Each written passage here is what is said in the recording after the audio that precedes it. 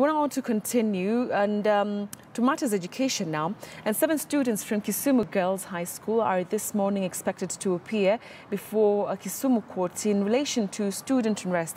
Now, police grilled 50 students yesterday following chaos that have rocked the school in the recent past. Our Nyanza region reporter Kevin Ogutu now joins us with the details. Kevin, good morning. So 50 of them were interrogated and then it narrowed down to about 7 or 8. How did that come to be?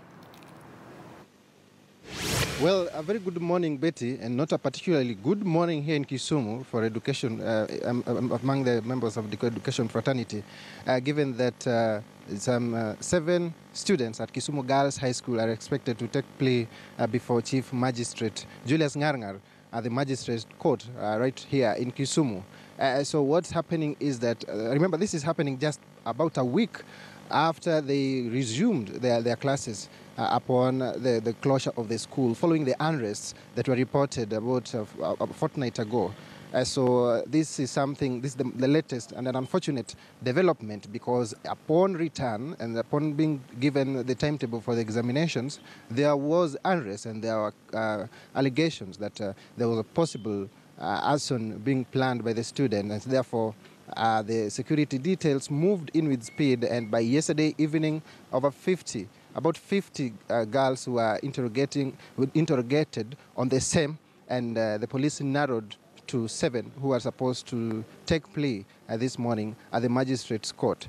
So, Betty, this is actually an unfortunate turn of events, given that this is one region, the Nyanza region, that was adversely affected by the unrest in the school that in the schools that actually rocked the whole region, but Nyanza being the worst affected, with over 4,000 students having their education interrupted because of the closure of the school arising from either a strike or the burning of the dormitories that necessitated the closure of the schools. And so this morning we managed to talk to a few parents of the girls at Kisumu Girls High School, and they were quite disappointed that despite the step that the security officers took, they were not actually informed about this.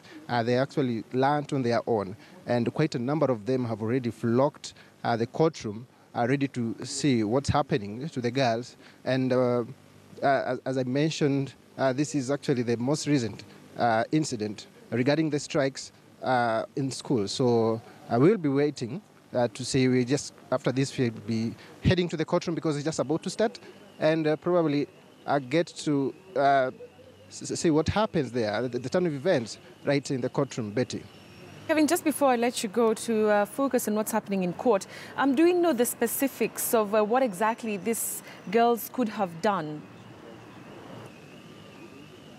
Well, the information that we have so far is that there was a planned arson by the girls. I remember upon the release of the examination timetable for this particular term, at the end of the end of term examinations, there was unrest, and then of course the security officers moved in with speed. So there were allegations that there was a planned burning of the school, which is arson, because what took them home initially, what made the school to be closed about a fortnight ago, was destruction of property. There was no burning of anything, but this one, the police had information that they were planning to burn. So whatever evidence the police will be presenting in court to substantiate this claim is what we are waiting to see.